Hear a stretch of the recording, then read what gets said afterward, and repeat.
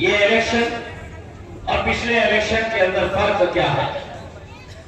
2019 के अंदर जब मैं गांव में जाता था तो लोग मुझे पहचानते नहीं थे, लोग मेरे नाम इस तरह से मरम्मत मांग रहे हैं। आज कैसे कैसे लोग आपको देखने को मिल रहे हैं, जैसा डॉक्टर साहब ने भी बताया, जिस शख्स ने आपको जिंदगी भर ये कहा है कि तुम गिरवा साफ हो, आज 30 साल के बाद उसे ये एहसास को इम्तियाज जलील ने दिलाया कि हम रमजान ईद मनाते हैं, तो मुसलमानों को भी तुम्हें मुबारकबाद देने आना पड़ेगा, क्योंकि इम्तियाज जलील छत्रपति शिवाजी जयंती मनाता है। मैं हर त्योहार के अंदर जाकर उन्हें मुबारकबाद देता हूं, क्योंकि ये मेरे तहजीब है मुल्क की। ये तुम्हारा त्योहार है, लेकिन मैं तुम्हें मुबारकबाद देने के लिए जरूर आऊंगा। 30 साल लग गए। ईदगाह में जब देखा जनाब को, बाजू खड़े थे स्टेज के ऊपर और उनके लगवे भगवे आजू बाजू खड़े थे, बोले साहब सलाम अलैकुम बोलो, तो सलाम सलाम सलाम सलाम।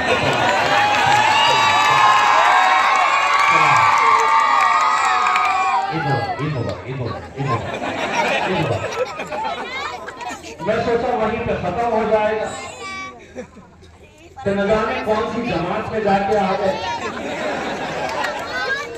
बोले मुसलमानों 5 वक्त की नमाज पढ़ो। अगर मैं वीडियो नहीं देखता, अगर सिर्फ सुना होता तो मुझे ऐसा लगा होता कि कौन मौलवी ये बता रहा है 5 वक्त की नमाज पढ़ो। और सिर्फ यहीं पे नहीं रुके उन्होंने, नमाज पढ़ने के बाद जब मस्जिद के बाहर निकल रहे हैं तो बाहर लोग खड़े रहते हैं, तो सब ठीक हो जाता है। अब जिस दिन मेरे सामने आ जाएंगे, मैं लाहौर पढ़ूंगा फिर दूंगा।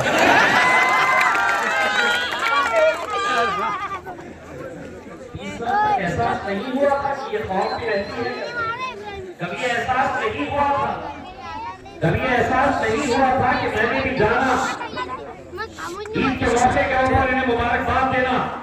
मैं देता हूँ आपको दिवाली के मौके पे, दशहरे के मौके के ऊपर, गणपति के मौके के ऊपर, क्योंकि आपका ये त्योहार है, हम उसका आदर करते हैं।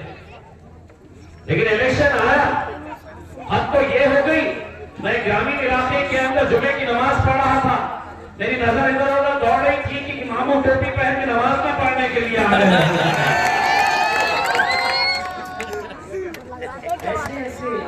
सियासत क्या क्या करने पर मजबूर हो जाती है।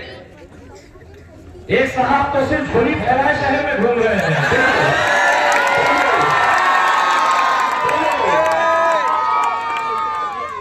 भाई साहब, वो जितने मशीन में पढ़ते हैं उतने ही रहते,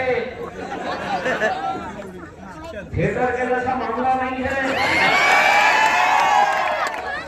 कि हाथ में है 4 टिकट, टिकट का रेट है 20, बेचना है 40। ऐसा नहीं, ईवीएम में अगर 200 पड़े रहेंगे तो 200 में तो बाहर आके बोलता नहीं 250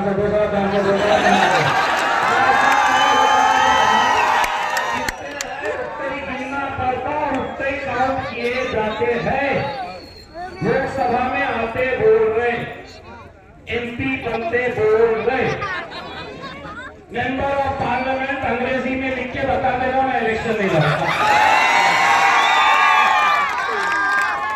मजाक बनाए हैं, मजाक नहीं बनाए हैं। चंद टुकड़े फेंके गए हैं तुम्हारे पास और तुम्हें यह कहा गया है कि महाराष्ट्र का इकलौता एक मुसलमान MP को कैसे गिराना है। और सिर्फ महाराष्ट्र का नहीं, गुजरात में एक भी नहीं है आपका MP, कर्नाटक में नहीं है, मध्य प्रदेश में नहीं है, झारखंड में नहीं है, दिल्ली में नहीं है, गोवा में नहीं है।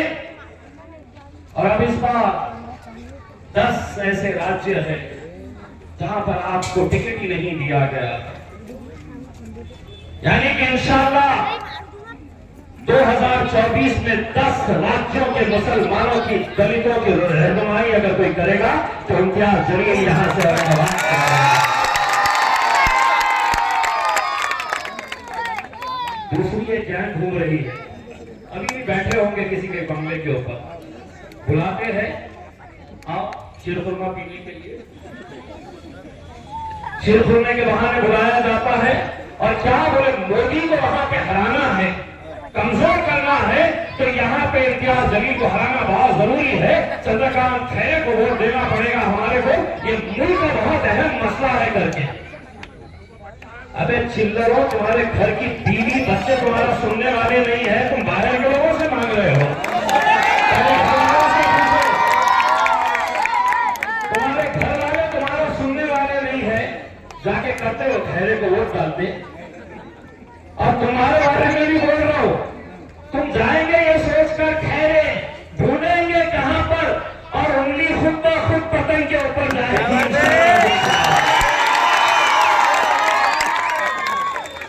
कहां से आते हैं ये लोग, इतने ज्ञानी लोग कहां से पैदा हुए? अरे 48 सीटें है ना, 47 तुम जीत के बताओ, 47 जीत के बताओ तुम। और तुम क्या, अमित शाह यहाँ पे जब आया था तो क्या बोला था, हम महाराष्ट्र में 45 सीटें जीतने वाले हैं 48 में से। खबर मेरी छोड़ा ना तूने, तुझे भी मालूम है ना कि कुछ भी कर ले, यहाँ अपनी बात करने वाली नहीं है। तो इनको कह रहा हूं मैं, 47 तुम जीतो, और 47 के 47 अगर ये कांग्रेस, राष्ट्रवादी, शिवसेना वाले अगर आ गए, और जिस दिन अगर तुम्हारे खिलाफ कोई कानून अगर आया, तो सबसे पहले खड़े रहकर अगर नरेंद्र मोदी की आंखों में आंखें डालकर कोई ललकारेगा, तो मेरा शायद बैरिस्टर असदुद्दीन अवैसी। मेरे भाइयों, मैं आप लोगों से सिर्फ इतनी इंतजार करने के लिए आ रहा हूं